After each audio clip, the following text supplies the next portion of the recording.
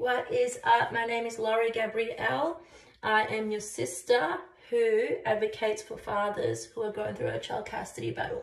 My official title is a father's rights defense coach, not a lawyer. So a disclaimer before I go on any further. I'm not a lawyer, okay? The information that you hear, see or read from me is for informational and educational purposes only. It is your responsibility to access information from a qualified family law lawyer.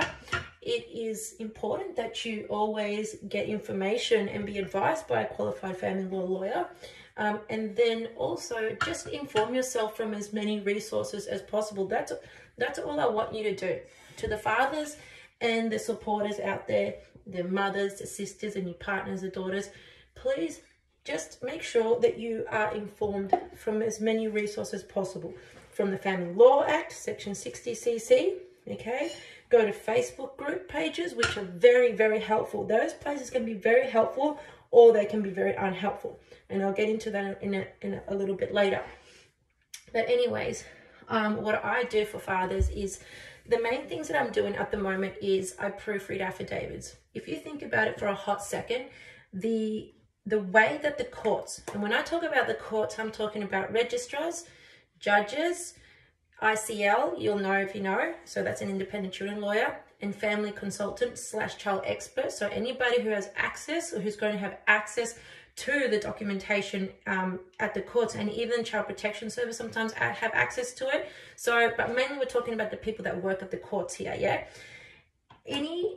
The way that they make decisions about your case, about your life, about where your children are going to be, okay? A lot of it is based on what you write on your affidavit, how you express yourself on your affidavit, how you show up in those little snippets when you go to court, okay? And also, you know, in written evidence, so how you behave on social media, which, by the way, you should be anonymous on social media, like very anonymous. I'm not just talking about, oh, you know, I've blocked my ex, you know, it's all good. No, no, no. You need to have a different name. You need to have a different profile picture where you're not recognizable, okay? Because every day in family court, people snapshot things that you've said on social media, put it on an affidavit, and then show it up to court. And then you'll be in big trouble, because you'll be breaking the law, which is Section 121 of the Family Law Act, which specifically says that you are not allowed to post information on a public platform. So you are allowed to share your information to people that are close to the case, okay? But those people are also not allowed to post it on a public platform unless it is allowed that the courts can post it on ComCourts or as a case study, right? But then again, they also have to keep the names private, their children's name private, and all that jazz. So as we go on, okay? Oh yeah, and by the way, with the social media thing, do you know that girls or women can have several social media accounts, can pretend to be a friend from, you know, high school that you never knew, you know, was her behind that, okay? So don't give me that thing of like, oh, don't worry, I've blocked her. Imagine she's there. So anyways, as I go on about how the courts make decisions about your case, a lot of it based on what you write, how you show up, and when you speak to the family consultant / child expert. So the courts understand and know that there's more to the story and there's more to all the case, because every family is complex, nothing is black and white. They know that there's more to it. The issue with that is that because if something were to go wrong, right, and things go wrong, tragedies happen, or if there's an appeal, right, then it really is going to be people investigating what was written, okay? So what you write, you have to be very considerate of how other people, specifically the courts, right, are going to look at it now and in the future, okay? So that means that if you're going to write in a way where you think that it is necessary to tell the courts that your ex is this, that she did that, that she's not a very good mother, that you're just trying to convince the courts that she's a below average mother or below average person, like, I want you to consider how that's going to make you look as a father. Now, let's get something straight here, right? You are not equal to the mother in family courts. In this sector of society, fathers, men are at the disadvantage. You may be advantaged in other sectors of society, but in this specifically sector of society and in some other sectors of society, you are not equal. You are actually at a disadvantage. Okay, so when we're saying this, okay, you cannot go, or I'll rephrase that, you need to consider, okay, that you're not equal, right? But that doesn't mean that you have no rights. That doesn't mean that you're just, everything's all lost. Please don't feel like, oh, you know, she's gone to get a lawyer, she's taken the kids and all is lost, everything's hopeless. Stop. Don't think that way, okay? Oh, I'm a man, I'm not going to be listened to. Stop. Don't think that way. It's just that the way that you go about fighting in court or defending yourself in court, okay, is going to be a hell of a lot different to how the mother's going to do it, okay? The bottom line is this. The questions you need to be asking is, how do I have a successful child custody battle? Okay, and how can I fudge things up? All right? Don't be asking the question, the age-old question as to why is this happening? Why are the courts so biased? Why? No, that's like asking, why are there wars? They're there.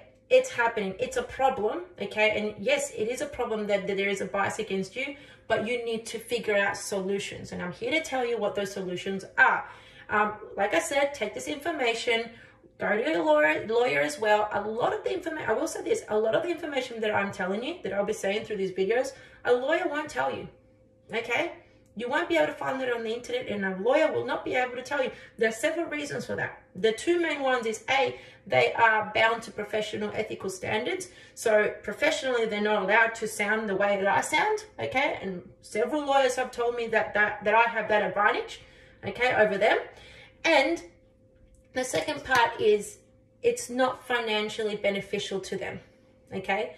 For lawyers, for a lot of law firms, and the courts are cracking down on this since the family law reforms, but for a lot of lawyers, okay, family law specifically, conflict equals money, okay? More conflict, more money. So they are not necessarily going to be trying to reduce the conflict if you are going in there with with conflict, if you want conflict, because it's not their job to try to coach you, to try to calm you down, to try to do anything like that, okay? They're there to fill out forms, speak for you in court, okay, and give you some advice, all right? So, as I was saying, because you are not equal to the mother, it doesn't mean that you have no rights. It doesn't mean that all is lost. It's just that you have to go about it differently than she does. Bottom line is, you have to prove to the courts on paper that you are the bigger and better person. You are the bigger and better person. I'll say that one more time. You are the bigger and better person.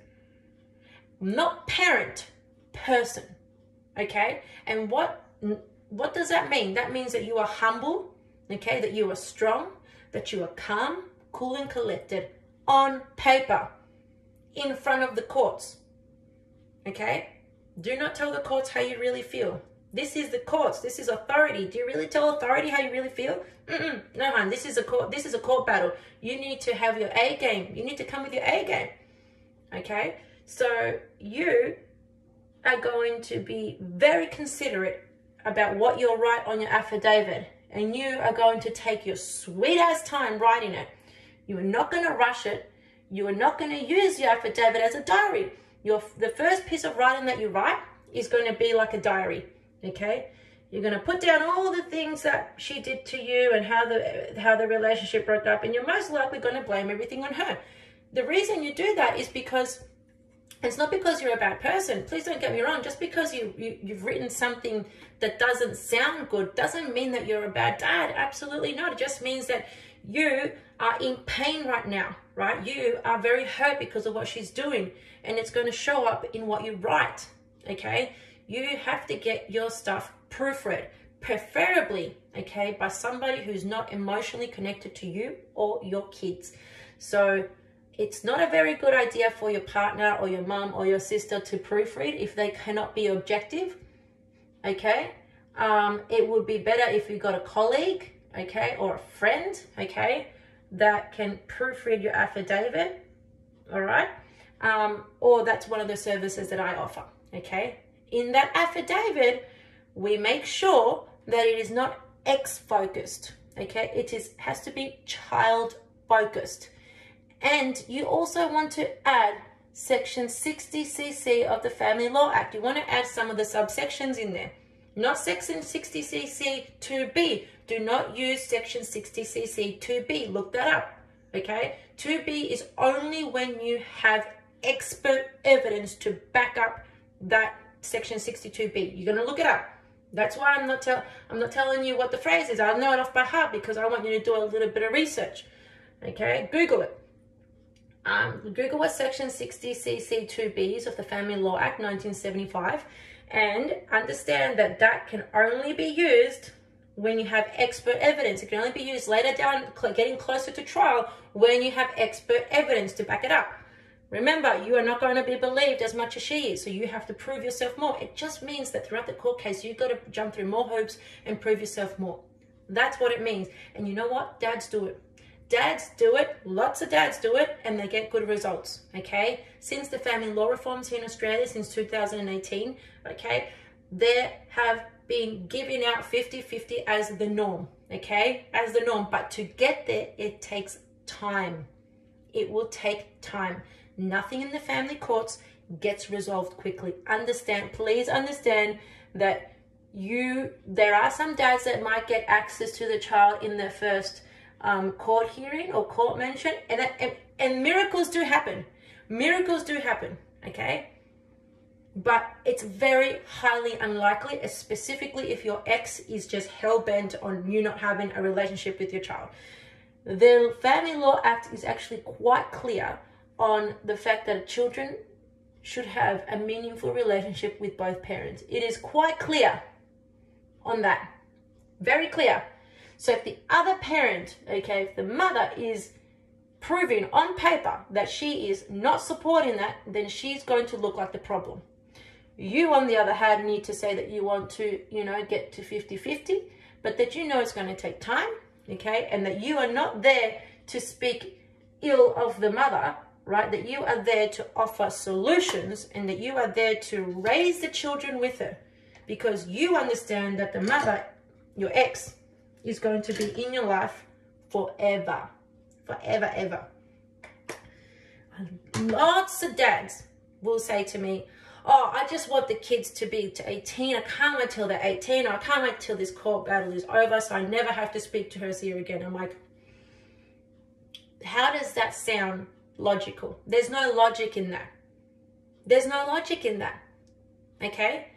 You have babies, children with that woman, whether you like it or not. Okay? God forbid that anything would happen, right? But if the kids got hurt, right, and you needed to go to the hospital, who's going to be there? She's going to be there. She might be there with the family that you dislike as well, and they dislike you. Who else is going to be there at the children's wedding, when the children have children, when you become grandparents, when there's functions, all those kind of things? She's going to be there for the rest of your life. You have to get used to that idea. At the moment, most likely, you're not very happy with her because you have every reason to be not happy with her, but don't let the courts see that. Don't let the courts see you unhappy with her. Don't let her play a game that you are going to fall into. Don't let her, right, dig a hole for herself and you get down in with her. Don't get muddy, right, in the mud puddle with her, okay? Your affidavits need to be short, to the point, child focus, at Section 60cc. Most lawyers don't like it when you add Section 60cc, yeah? F them, okay? F that. It's to them, it's beneath them to write that, to add that in there, because they have been studying it for like 6 years, and they think, it doesn't look good for their law firm or for them to put that in there. But guess what? For you it does, honey. For you it does, because that means that you are making the job of the courts that are going to make decisions about your case, because the lawyers aren't the ones that make decisions about your case. It's the courts, right? You make it much easier for them when you add that in there, and you're very organized in your solution-based affidavits. Okay? When you do that, you make that they're going to appreciate and respect you more. But the lawyers, they got egos, they're arrogant, they'll try to talk you out of it. At the end of the day, you pay them for their service. You do what you want. Okay, what you need to be well informed of Section 60cc of the Family Law Act. Don't go on reading, try to read all of the Family Law Act 151, 100, like around over 100 sections. And then you're not, you know, that's like saying, oh, I'm going to go study science. Science, what part of science are you going to study? No, just focus on Section 60cc of the Family Law Act, because that's the section that the courts have to consider when making orders. You need to know those. If you are in another country, if you're in another country across the planet, okay, find the legislation, find the law, right, in your state, in your country that specifically says what the courts have to consider when making orders. Every country has it. The amount of times that fathers go through a child custody battle without even looking at the legislation is beyond, okay? Don't do that. Don't go, oh, I'll just give money to my lawyers and let them do all the job. No. They'll take you for a ride, okay? They won't respect you, okay? And to them, you're another number. They have heaps of other cases. Honestly saying, 90%, over nine times out of 10, right, the fathers that have done well in court ended up self-representing. I'm serious, okay? It's good to have a lawyer at the start. It's good to have a lawyer when you feel overwhelmed or when you need more help or whatever else. But the fathers that decided to self-represent because their lawyers were not looking out for their best interest, okay, or were taking them for a ride, or they just lost their confidence in the case. When you lose confidence in your lawyer, or the lawyer has lost confidence in your case, next, do not bother staying with them, because it doesn't get any better. It just goes more downhill from there, okay? But as a self-representing litigant, you have more power to do what you need to do than a lawyer does. And that's why when you self-represent, the other side gets really angry, and like they'll try to bully you and intimidate you because they know you have more power than they do. The reason for that is because you're not navigating the politics within the family law community. You're not there to impress the judge every other day. They are. You're once this is all over, you're never going to see them again. Obviously, be respectful and humble when you're going up there. And if you're going to self-represent it, you have got to do your homework, prepare yourself. Don't just try to wing it, or you're not. If you try to wing it and then you don't succeed and you don't do well, you can't blame anybody else, okay? You are responsible for your actions. You have to understand that only you are responsible for your actions, and you have to make sure that you do not react on paper to all the bullshit she's doing. Do not play the game with her. When she makes all these wild allegations and her affidavits are just off the hook, okay? You do not do the same. That's how you prove yourself to be better than her. Not necessarily, oh, how do I show that she's lying? The way that you show that she's lying is that you don't entertain the allegations. You deny them, but you don't entertain them. By entertaining is like, you don't need to say, well, she's on paragraph 5, it actually happened like this, and then turn it around on her, because you're just going to look as petty as her, and they're going to believe her more than you. Okay? You just have to say, I deny this allegation, it's a misinterpretation, or it's a complete fabrication, okay? But I'm not going to go on and try to explain my side, because I do not see this. I see that as wasting the court's time, okay? And for this reason, although these are false or fabricated, I would like to put them aside and focus what is in our children's best interest, and that is to have a positive co-parenting relationship with the mother. That's it. That's the kind of stuff that you want to be writing on paper, because then that makes you look better than her, okay? Not necessarily that makes you look truthful, right? It will make you look more truthful, but it's about making you look better, okay? All right, almost 20 minutes. If you like this video and you need somebody else to, like, watch it, please like, comment, share to somebody who needs it, and subscribe. I'll see you soon.